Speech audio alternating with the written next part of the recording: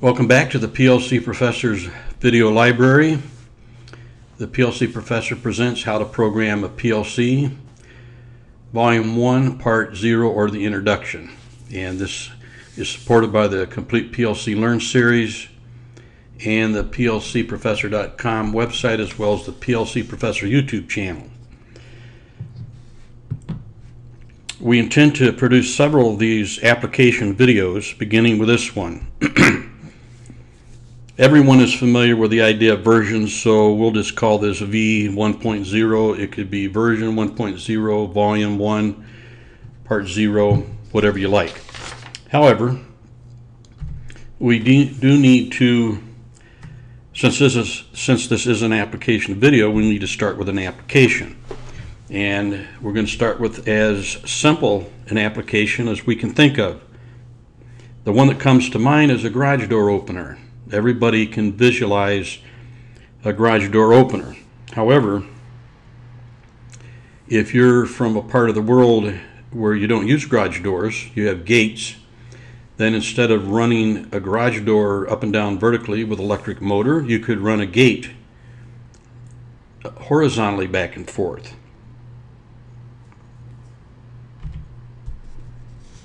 So we start out with a simple application. And this is what a garage door opener looks like in the United States and probably most other countries in the world. You've got a garage door, and you notice that that door has hinged sections. So if you look at that door closely, you'll see it's in 4 horizontal sections.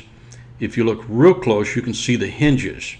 So as this door is pulled upward into that track and rotates, if you want to say rotates, or folds towards the ceiling and then, until it lays flat against the ceiling. If you've never seen one of these operate, go online, you can find a video that shows a garage door opening. We begin with the garage door, and of course it has to have side rails, so that what looks like a white track is really probably galvanized steel, and the wheels on the edges of the garage door sections following that track to guide it upwards and parallel with the ceiling. And of course this door is not light, very heavy. So to avoid using an expensive, powerful motor, plus keep in mind that if for whatever reason the electricity fails or the motor fails, you still need to get your garage door open and closed. If you look at the center of the garage door towards the top, you'll see a rope hanging from the mechanism with a red handle. That's so you can pull on that and disengage the garage door from the motor. However, that still doesn't deal with the fact that that garage door is very heavy and you would not be able to lift it and push it up into those tracks. So you need a counterbalance. The counterbalance is that long horizontal rod, and there are 2 torsion springs. Those would be coil springs that are held stationary at one point, and then when the garage door is pulled up, the rod rotates and exercises tension. Now, the tension has to be already in the spring when you close the door, meaning that with the garage door in the full open position, you lock down the torsion bar. Then as you lower the garage door, it builds up tension in the spring. That way, when you want to lift the garage door, the tension that's built up in the spring helps you lift the garage door. And we also need a mechanism for the electric motor to pull the door upwards and lower it. And so this additional track, a center track, and the lever that attaches to the garage door and is pulled by a chain on the motor. And then of course there is the electric motor, a reversible electric motor. In these modern times, safety of course is a big issue, especially in the United States where OSHA rules. So what can we add to make this residential device safer around children? Anyone that's dealt with a modern garage door opener knows there's a safety photo eye that is a through beam type photoelectric device that detects anything that is blocking the door from closing. And you want the beam high enough so if a person happened to be, sitting there, or kind of half laying down, the beam would still be blocked and the garage door would not come down on the person. Now, you would not use a PLC to control a residential garage door. You would not even build your own control for a residential garage door. However, and by the way, we also need push buttons to operate this thing. So there's your whole garage door opener, including safety device and push buttons. So this is more what an industrial garage door might look like, outside and inside. And the push buttons that you would use to operate it. Now, if you look at that garage door, you'll see that it goes up and down, but it doesn't actually fold into a horizontal position. It just goes up and down. But you see the counterbalance device there, the horizontal rod right above the garage door, and the two heavier black objects. Those are the torsion springs. And of course, there's open, close, and stop. So this is more of an industrial application. So look at the diagram here. Look at the whole thing in graphical form. We have a reversible electric motor, a limit switch to prevent over travel past the full open position when the garage door is pulled all the way up and travels down towards the motor. When it hits that limit switch, it'll break continuity to stop the motor. And then we need another limit switch to stop the motor when the garage door is completely closed. We don't want to keep driving it into the ground. A safety full electric switch, a push button station as the operator interface, and we have a single push button station as an alternative. So we have a choice of these two operator stations, up, down, and stop, or we use the alternative single push button, which we probably would not do that with an electrical design, but we could with a PLC. And primarily the way a single push button works is this. The two limit switches tell us if it's all the way up or all the way down. And then, of course, the photo eye tells if there's something blocking it. But the point is, if it's all the way up and you have actuated 2 LS, limit switch 2 up there, and you push that button, then it's basically you're saying you want the garage door to go down.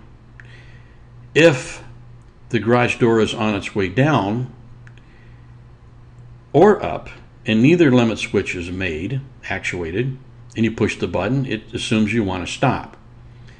So if it's traveling, you push stop, you push the button again, 1 PB, it stops, you push it again, it goes the opposite direction. That's not the direction you want. You push the button again, it stops, push the button again, it goes the other direction. So you can use a one button as an alternative. Now we're going to begin this application by discussing the basics of electrical design to make sure that all the viewers understand the process and the symbology that we're going to use. Again, as I mentioned earlier, if at this point you're not following what we're talking about, then you need to pause or stop this video and then go watch the one on basic electricity and then come back and watch this one again. All industrial circuits start out with 2 poles of electricity, positive and negative, L1, L2, and you could call these L1 and L2 if you want, because we are going to be working with 115 volts AC, because that's the power form that you would use in a residence for a garage door. And you could call these, like I said, L1 and L2 if you like. And we are going to build our circuits between these two. If you like, you can think of these two conductors as the 2 prongs on the plug that you plug in an outlet, L1 and L2. Okay, we're going to start with a reversible electric motor, and a reversible electric motor has 3 leads, 3 conductors coming out of it, forward, reverse, and a common lead. Now, in the industrial world, we wouldn't show this as a motor with 3 leads on it. Instead, we would show 2 motor starters or 2 contactors that control forward and reverse. So this forward and reverse or reversible motor, we're going to show it as 2 separate circuits, one for forward, one for reverse. But we have a dashed line around it to show that it's actually one device. It's really just one electric motor represented by 2 solenoid coils that control the switching of the direction. So we show several connections here. These 2 connections here are the common, but they are common to both directions of the motor. So really it represents one path of conduction, the common for the motor. We have a connection for forward and another one for reverse. To control this motor, we need to complete the circuit through a switch. So we add in a switch, and this switch is a single pole, double throw, center off switch. In one position, current flows through the forward circuit. In the opposite position, current flows through the reverse circuit, and then back to the center position if we don't want the motor energized. Now, this would obviously run the garage door up and down, but would not be what I would call a user-friendly control system for many reasons, which you will see.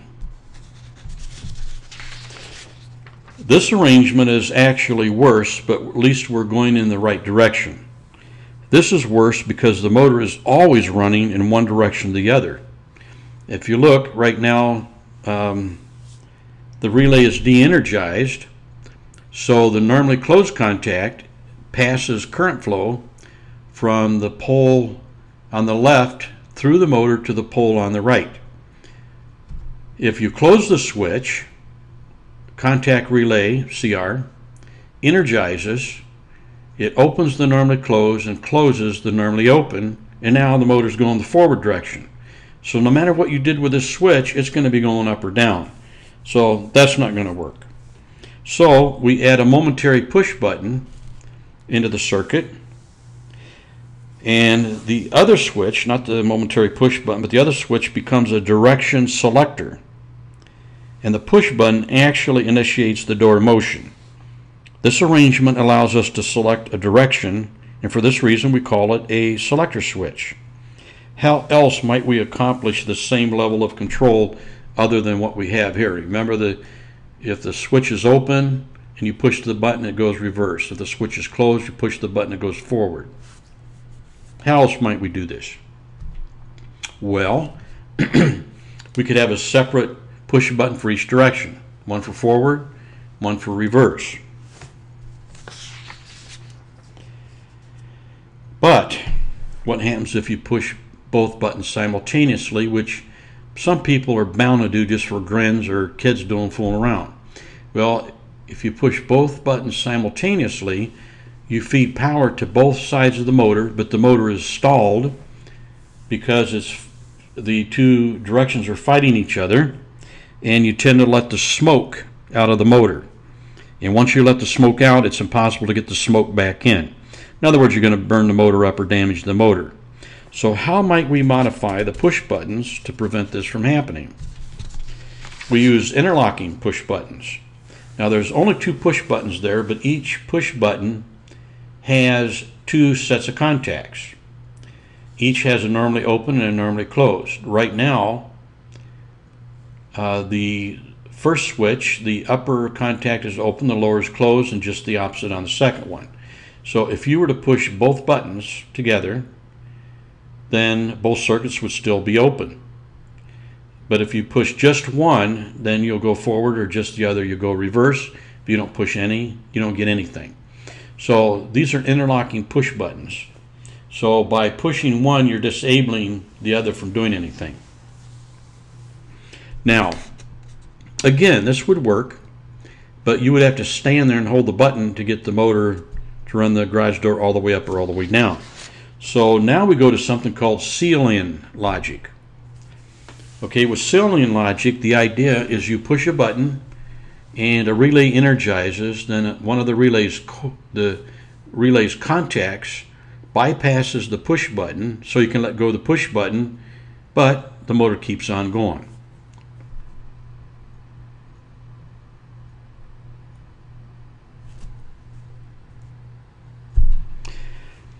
Now this means the motor cannot be energized in the forward circuit until the door has been moved away from the switch. So we're going to add a limit switch. We're going to throw that in right now. And this limit switch is there to prevent the motor from continuing to pull the garage door in the forward or up direction after it's reached the end of travel. So when the garage door gets all the way up, it hits this switch, opens the circuit, and it won't travel any further. Now the start circuit down below, it's still energized. One CR is still energized and one CR contact is still closed, but the limit switch is open, so it won't go any farther forward.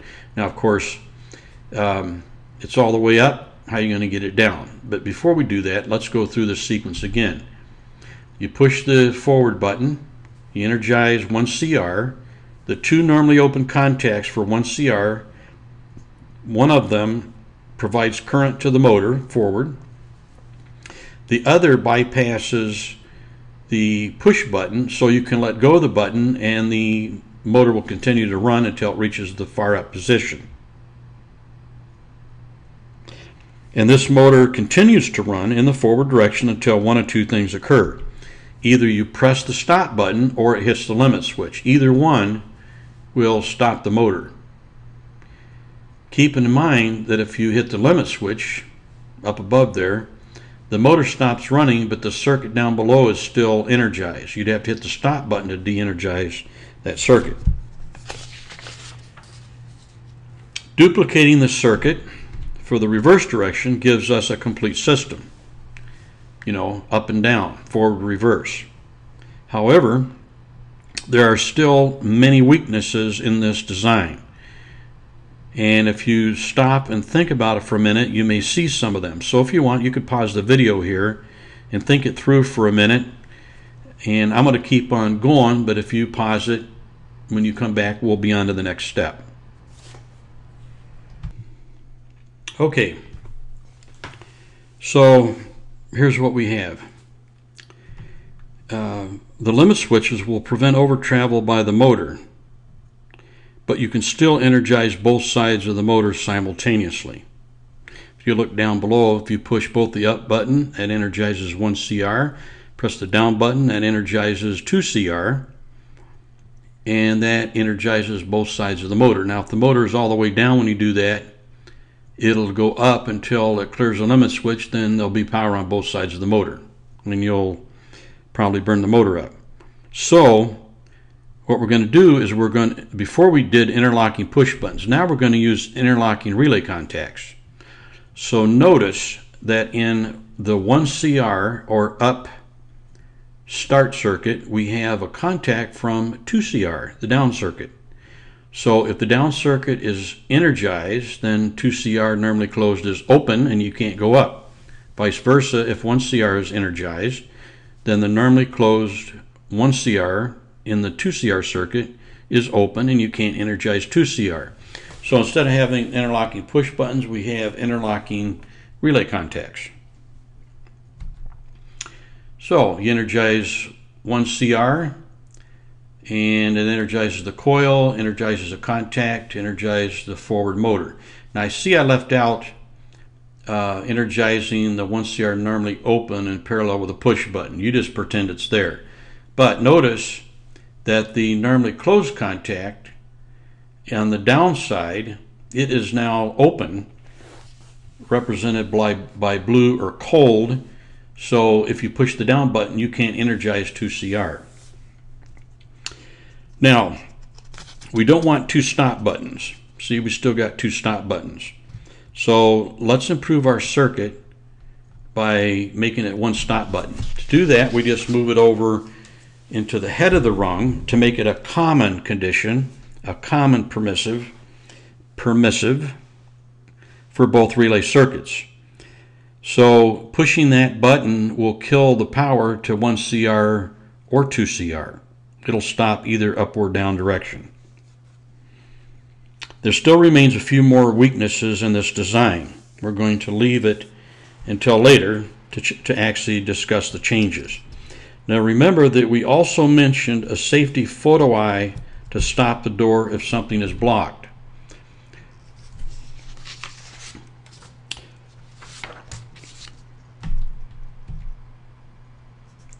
And before we put that safety photo eye in there, let's review one more time before we add the safety photo eye. These contacts are interlocking with the two relays to prevent you from turning both directions on at the same time. These two limit switches prevent over travel. Now we'll add in the safety photo eye. So the safety photo eye in this position would open either forward or reverse, up or down, if something was blocking. However,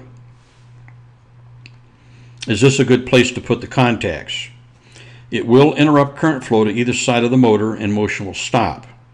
But what will happen when the object or obstacle is removed from blocking the photo eye? Now, this is a through beam photo eye, and it's set to close the contacts when there's a through beam. In other words, when light goes all the way across the garage door opening, then these contacts are closed. So if it's clear because the light beam goes all the way across, they're both closed. So whether you're going up or down, it's not interfering. The instant something blocks the photo eye, these two contacts open and either direction is stopped. However, what happens if, say, a little kid walks through the beam that stops, but then he turns around and stands there and straddles the beam with his legs? It's going to come right on down and pop him on the head. So, in industrial circuits, you're not allowed to have any what's called unexpected motion. So you may be expecting it because you're the engineer and you designed it that way. But the operators are not expecting that door to continue coming down when you remove the obstacle. And everybody knows that owns one of these, just try to cheat it, hit the button, run out of the door real quick. If you break that beam at all, it stops and it sits right there until you start again. So let's move the interruption of that photo eye to a slightly different place. Now, if we break that beam, this opens, this de-energizes both 1CR and 2CR, whichever one's energized, up or down. And of course, if you de-energize the up or the down circuit, in other words, you clear it out, then both 1CR and 2CR contacts are open and there's no motion up or down. And once you break that beam, in order to get this thing started again, you have to go push the up or the down button again. Okay, now let's move that photo eye one more time. And the reason that we want to move it here, and you just look at that for a minute and you tell me why you want to move it there. Well, we want to interrupt the motion if you're going down but not if you're going up. So if the garage door is going up and you happen to break the beam, so what? It's not coming down on you. So instead of breaking the circuit for both up and down, we put it so it only interrupts the down motion.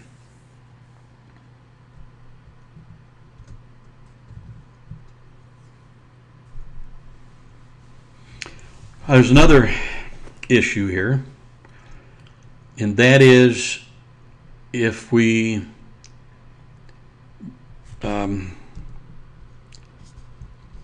if you press the up push button, the door will travel up until it hits the limit switch, and this looks good. But the open circuit is still energized until you press the stop push button to de-energize 1CR, which is preventing 2CR from energizing. So in this design, another weakness, if you push the up button, garage door goes up, it stops when it hits the limit switch, but 1CR is still energized. So you cannot de-energize 2CR with the bottom push button to get it to go down until you hit the stop button first, then press the down button. So we're going to put the limit switches in a different position. They'll still accomplish stopping the door from moving when they hit the end, but they will also clear or cancel the up-down commands. So there, we've moved the limit switches into a different position, I've also compacted the wiring diagram a little more towards the top of the sheet because we're going to need space for more logic because we're nowhere near done.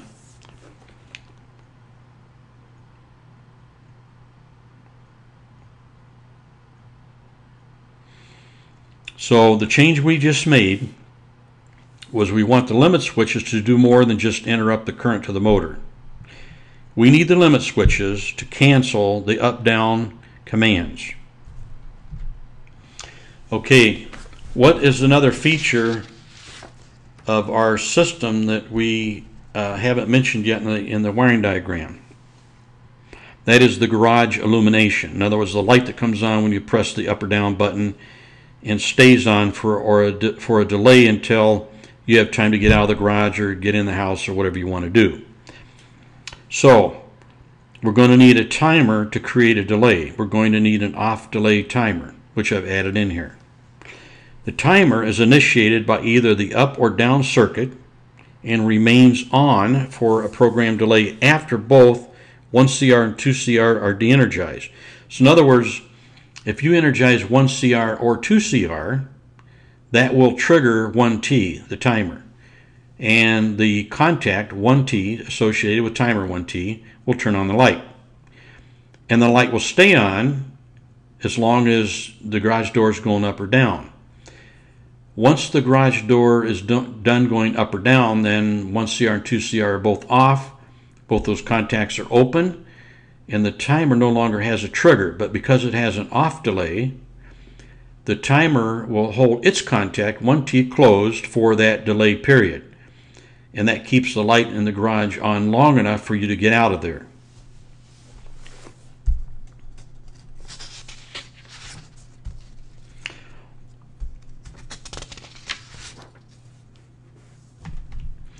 Okay, this concludes